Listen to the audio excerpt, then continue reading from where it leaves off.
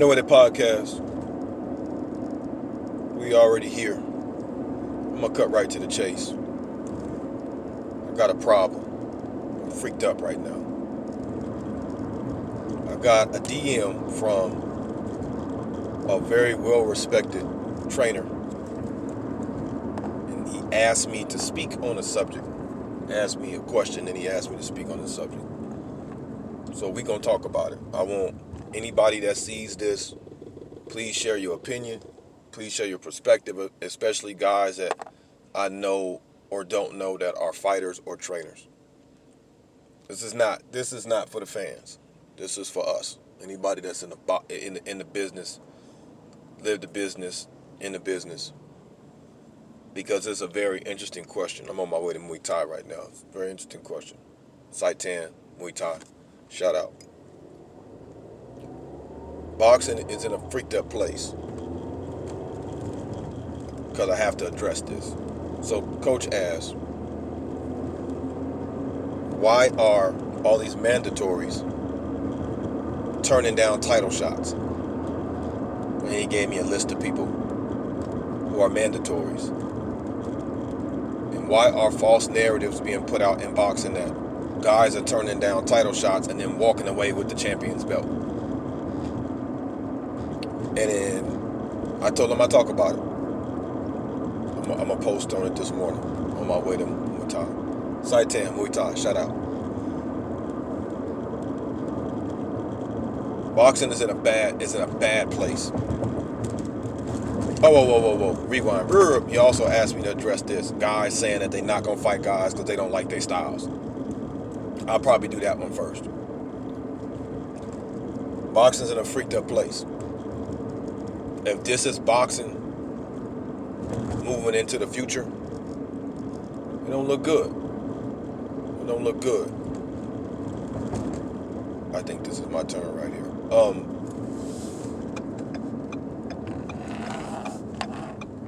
We're in a freaked up place. Yeah, this is it.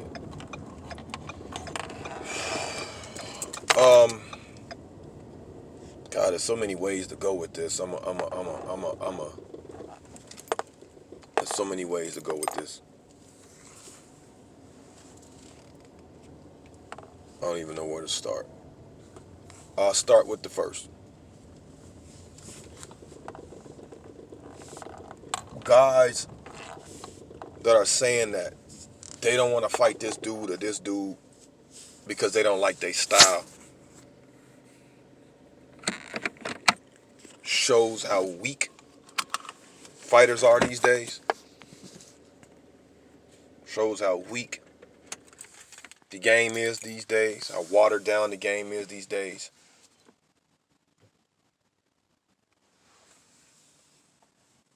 I long for the days where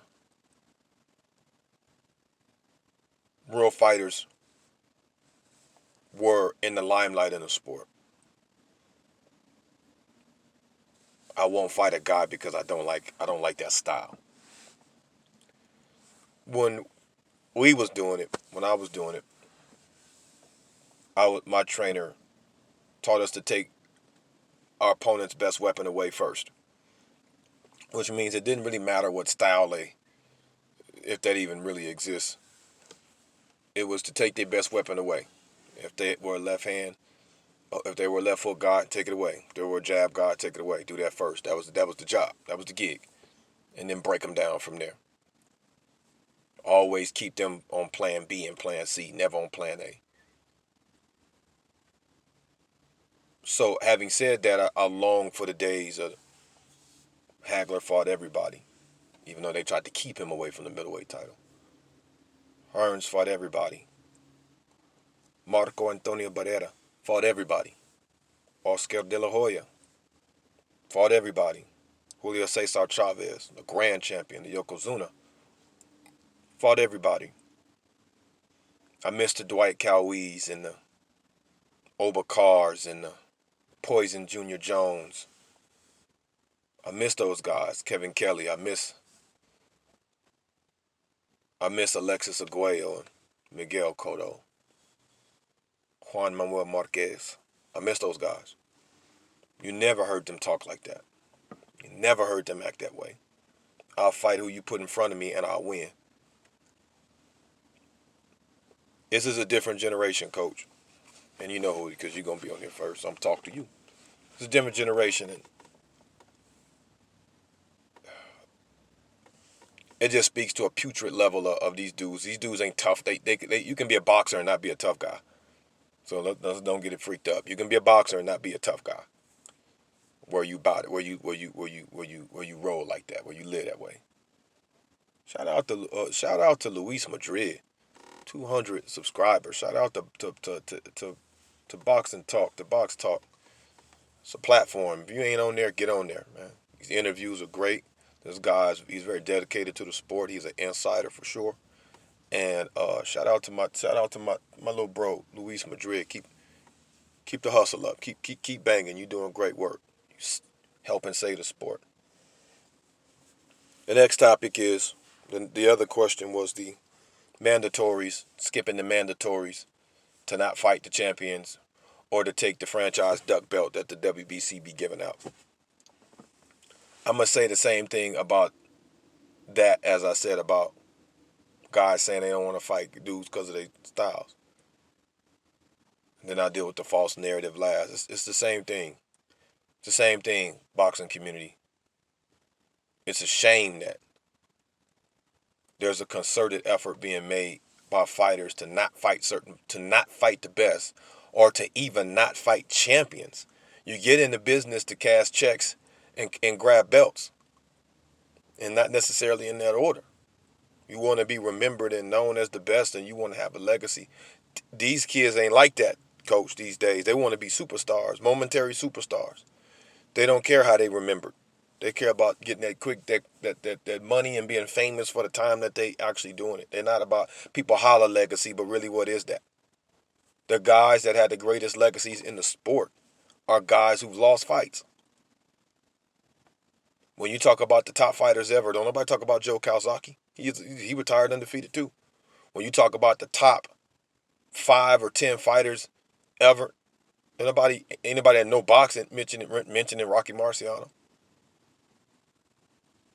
All the guys that have true legacies and have left permanent marks in the sport all have losses. They've all lost to somebody.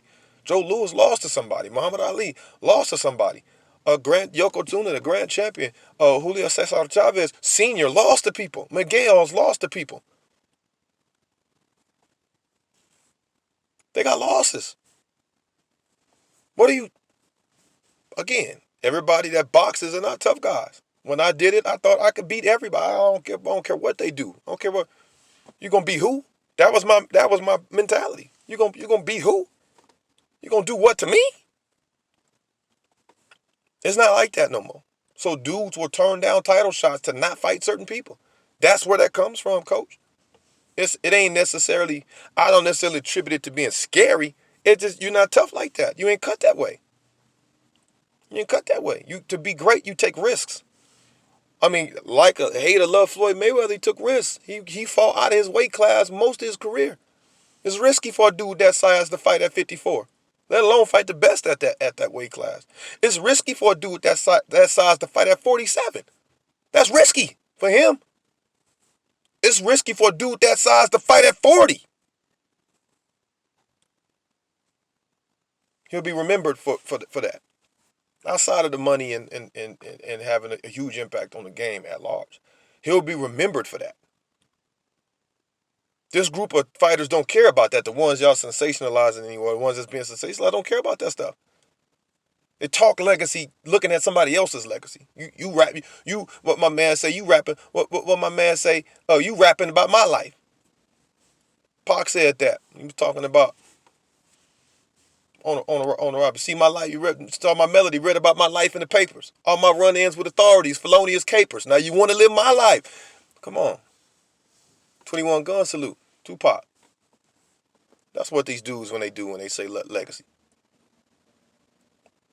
Storylines, they will abound. This stuff is becoming WWE. How does a dude turn down a fight? How does a mandatory turn down a fight for a championship and then have that guy's belt? So we got to stop being sheep. We got to stop being sheep. How does a mandatory turn down a fight against a champion and then walk away with the champion's belt? Y'all know what I'm talking about if you know boxing. Again, this is an era where dudes think that trinket, that alphabet titles and a couple fights on pay-per-view, and all of a sudden, nah, man. You don't have to be a fighter or a tough guy to box. That's the answer, coach. That's where I'm at with it. That's my answer. You don't have to be a tough guy to do it. Boxing is a skill. That's why I hate when people say, "Oh, like a top ranks idiot matchmaker. Oh, if you black, you know how to throw a jab." No, you don't. You don't know how to throw a jab because you black. That's like saying you know how to drink because you Irish. That's stupid. Or you know how to spit fire because you Greek. That's dumb. It's a skill. You have to be taught. So I'm going to do this, coach, then I'm out here because I got to get to class. Stop attributing fighting styles to ethnic groups because we all want race. So I won't say racist. That's stupid. Stop attributing fighting styles to particular ethnic groups. You are going to fight the way you are trained to fight. Period. If you're trained to fight a certain way, that's how you're going to fight. Does not matter what your ethnic group is. I know come forward left hook dudes that are not Mexican. I know sweet, slick boxer puncher guys that are not black. I know, fluid movement like Chris Eubank, British boxers that are now all robotic and they're not all these stereotypes we put out for boxing. It's stupid. Ethnic group does not determine how you fight. Stop saying this is a black style or Mexican style or Greek style or Jewish style. That's all stupid. You're going to fight the way you train to fight. That's it. If you got a trainer and they train you to do it a certain way, that's the way you're going to do it. A trainer don't look at you and say, it is an idiot if he does. But a trainer don't look at you and say, you black, so you're going to fight this way. That's stupid. We look at what you do, your strengths, your skill sets, and if they smart, they'll teach you to be like water and master every style. If they ain't that smart, then they'll give you something that works, they believe work best for you based on your height and weight, like that kind of deal. That's what it is, man. So stop being stupid. Stop being stupid because boxing, we tend to be so ethnically driven that we ethnically stupid. We become ethnically ignorant. There are no slam dunk winners and losers. Because everybody thought George Foreman was going to lose to Michael Moore before he knocked him out. That's why we fight the fights. But guys avoiding fights and stopping. Everybody that boxes is not tough. Don't necessarily got to mean they scary because you can't be scary in box. But everybody that boxes is not tough like that. Everybody don't want to be the best. Everybody's not driven to be number one, coach. This generation is good with just being in the conversation. Our generation, we needed to be number one. It's like Willie Beeman, my man Willie B said that there's like he said, there's no number twos in football. You number one or you ain't. That's how it used to be with us in boxing. It's not like that now. So I know this was a thick tone, but this is what it is. We don't freaking edit. No edit.